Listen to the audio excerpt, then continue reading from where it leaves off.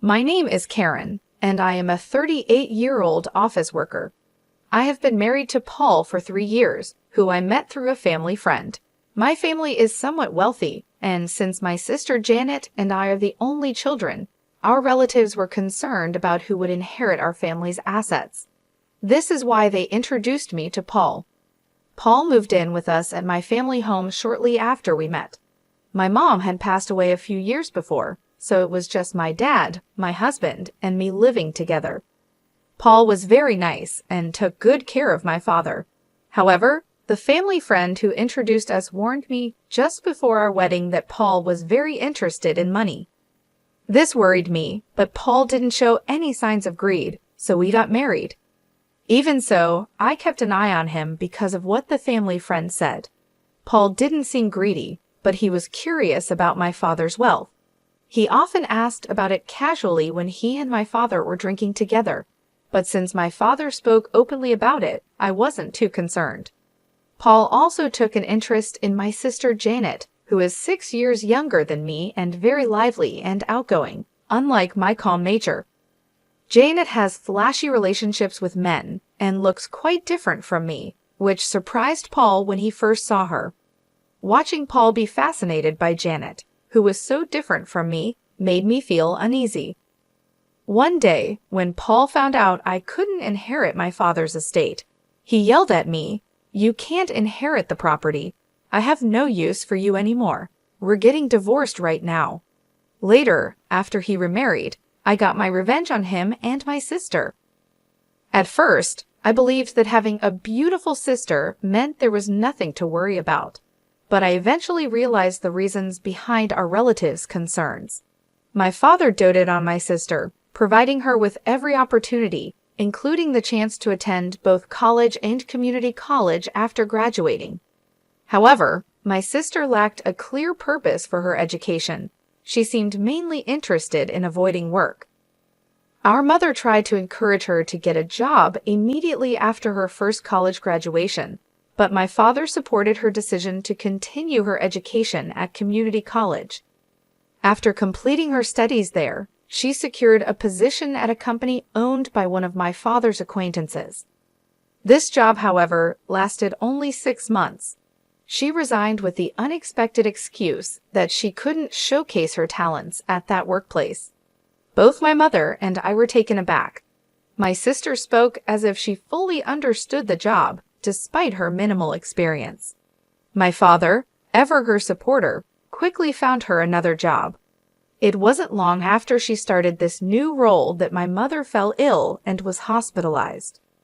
During this time, my sister visited her daily, frequently taking time off from her new job. She eventually resigned from this position too, claiming she needed to care for our mother. But her idea of care involved mostly chatting with our mother or being engrossed in her mobile phone in the waiting room. I found myself handling practical tasks, such as changing my mother's hospital laundry, while my sister offered little real assistance. It may have been comforting for my mother to have company, but her condition deteriorated about a month after she was hospitalized. She soon reached a point where she could no longer speak. Within 3 weeks of her condition worsening, my mother passed away. The suddenness of her passing left both my father and sister too shaken to even prepare for the funeral. This left a significant burden on me during an already difficult time. After my mother passed away, I found myself handling all the arrangements. Fortunately, our relatives helped, and we were able to bid farewell to her peacefully. In the wake of this, my sister took on a part-time job and moved into her own place. However, her earnings from the job weren't sufficient to cover her rent and other living expenses. Consequently, our father stepped in, covering her rent and utility bills, while the money she made was mostly spent on her leisure activities. Whenever her part-time income proved inadequate, she would turn to our father for additional financial support. Under our mother's watch, such requests were kept in check, as she was strict about financial discipline with my sister. However, after her death, my father began to indulge these requests, providing whatever money my sister asked for without hesitation. Initially, I saw no issue with this setup, assuming both my father and sister were content. Even after marrying and living with my husband in my parents' home, this financial arrangement continued. Unknown to me at the time, my sister also began asking my husband for money, and he complied, often asking her to keep it a secret to avoid causing me any jealousy. He found it difficult to say no to my attractive sister and willingly contributed to her expenses. My sister essentially lived off the money she received from both my father and my husband, engaging with her part-time job only sporadically according to her whims. This unsustainable lifestyle came to an abrupt end when our father became ill and required hospitalization. I stepped in to care for him, balancing hospital visits with my work responsibilities. Despite the severity of our father's condition, my sister never appeared at the hospital. Instead, she began calling me, aggressively demanding money.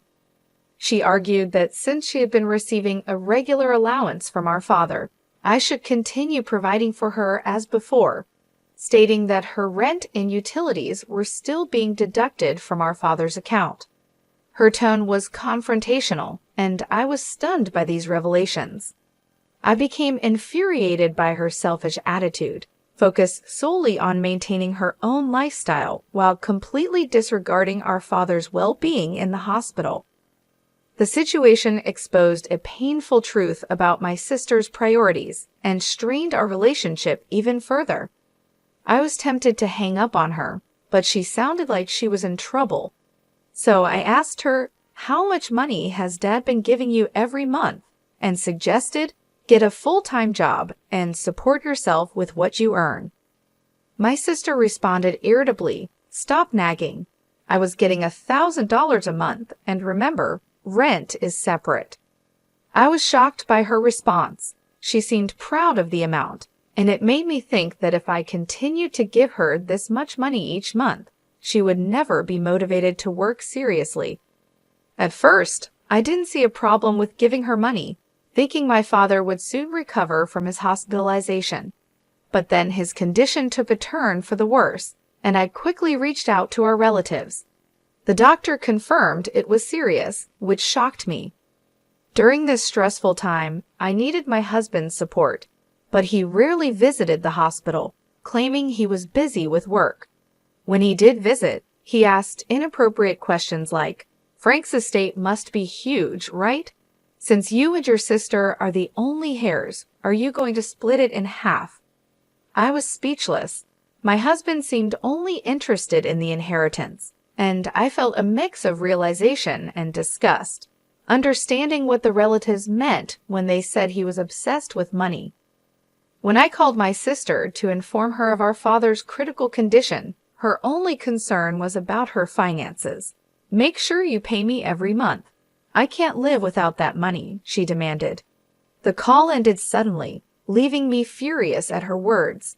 But I was also worried because I thought I heard a faint male voice in the background. I felt uneasy when I heard a familiar voice on the other end of the phone. About a month later, my father passed away. Sadly, neither my sister nor my husband was with him in his last moments. From my experience with my mother's funeral, I knew how tough it was to organize one. Neither my husband nor my sister offered any help, and my sister didn't even come to the funeral. My husband did show up, but left quickly, claiming he had work. A relative who had introduced us asked me, "Where's Paul? It's odd for the husband not to be here, isn't it?" I just gave a forced smile and said he was busy with work and had gone home. The relative seemed disappointed, and I felt like sighing too. After my father's funeral, when I finally had a moment to myself, my husband asked me with a sly smile, "So how much did you inherit? Even if you split it, you must have gotten a lot, right?" Just like the relatives had warned before our marriage, he was only interested in my father's inheritance. I told him, looking straight at him, my sister got $100 million, and I got nothing. I hadn't even spoken to the lawyer yet and was still dealing with the funeral. Seeing my husband so excited about the inheritance almost made me laugh rather than angry. Believing what I said, he immediately shouted, "What? You can't inherit any property. I don't need you anymore. Let's get divorced now." I felt the same way, so I snapped back, "Let's do it. You married me for my father's inheritance anyway." I handed him the divorce papers I had prepared. He seemed surprised, as if he hadn't expected this, but he signed them anyway.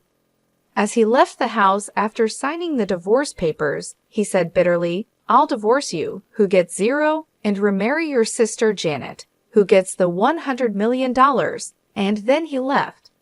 I didn't care what he said and went ahead with the divorce, happy to be rid of my awful husband. It seemed like he started trying to marry my sister the very next day. A few days later, he called me, demanding, "Do you still believe that story? When will you sort out the inheritance? Hurry up and give Janet the $100 million dollars."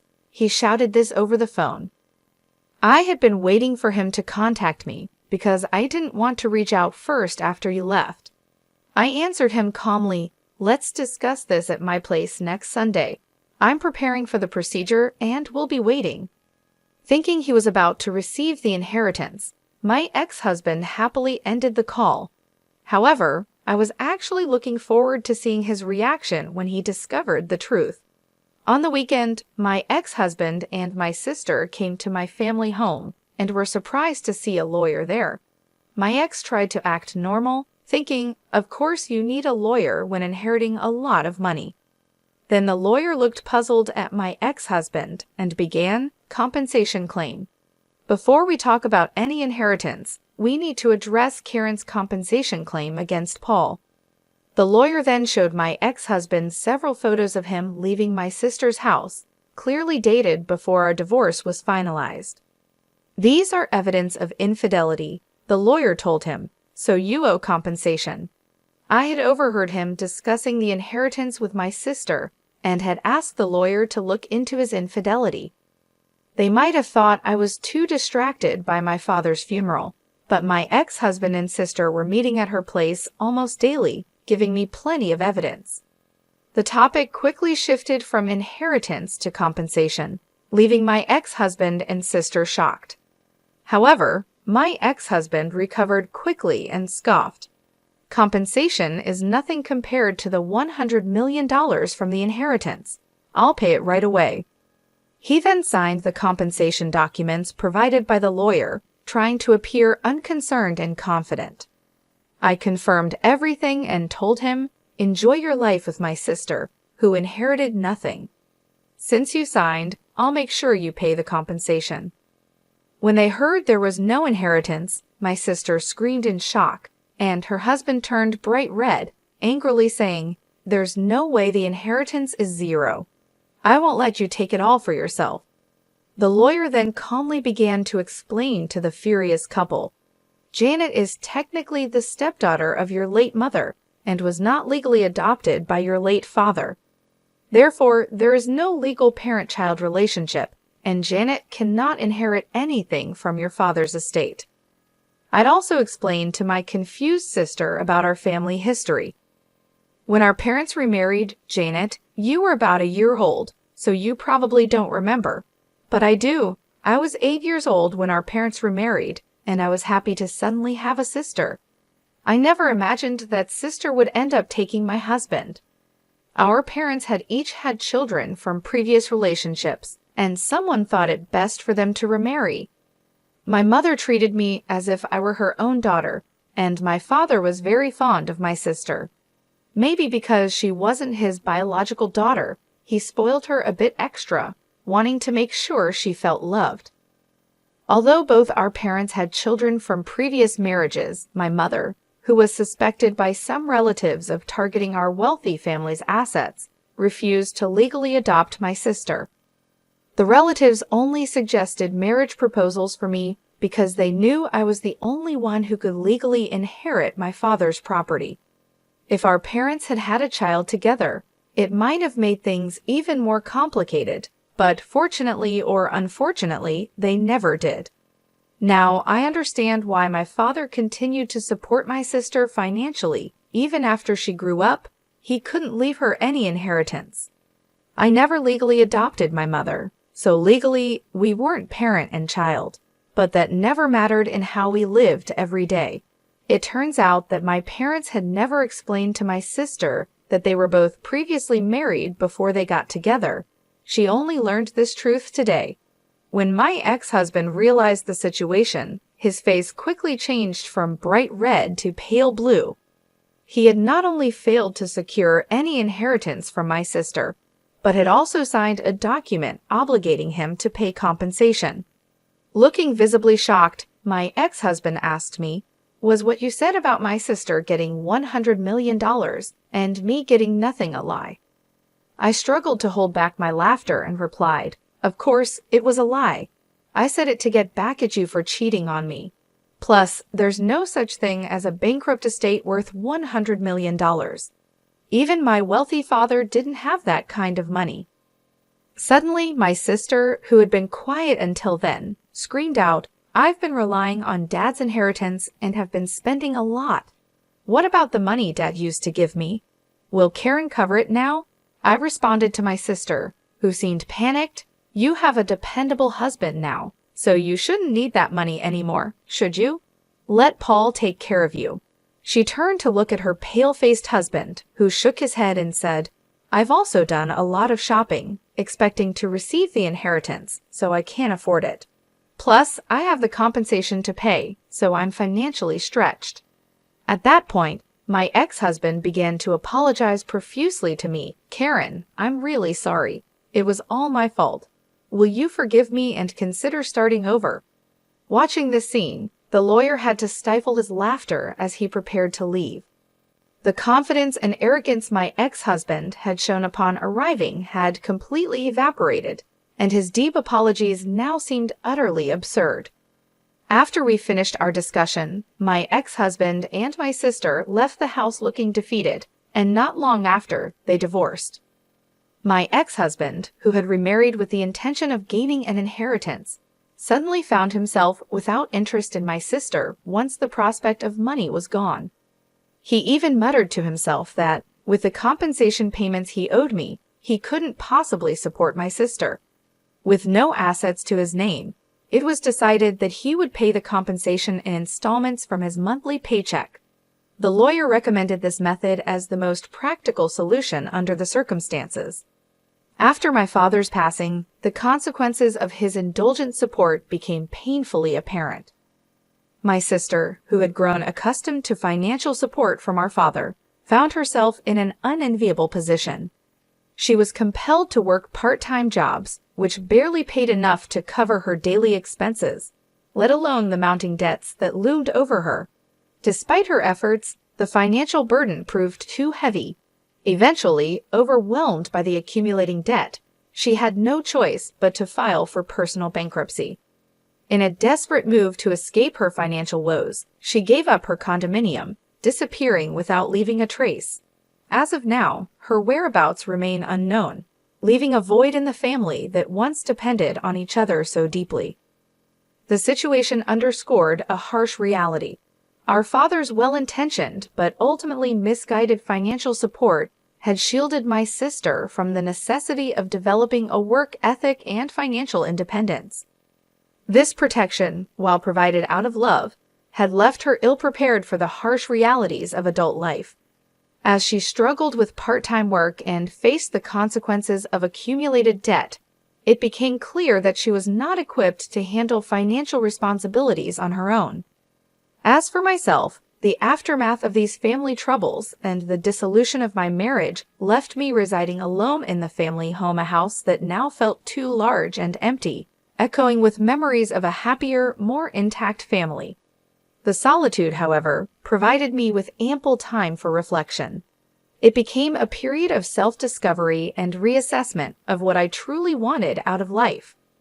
During this introspective period, some well-meaning relatives suggested that perhaps the time had come for me to consider entering into a new relationship. They talked about introducing me to potential suitors, hoping that a new partnership might bring me happiness and stability. However, the bitter experience with my ex-husband, who had shown his true colors as someone more interested in financial gain than in genuine companionship, made me wary of repeating past mistakes. His betrayal had been a painful lesson in discernment, teaching me the importance of knowing someone's character and intentions thoroughly before making such a profound commitment. Determined to take control of my own destiny, I decided to decline the offers from my relatives to arrange introductions.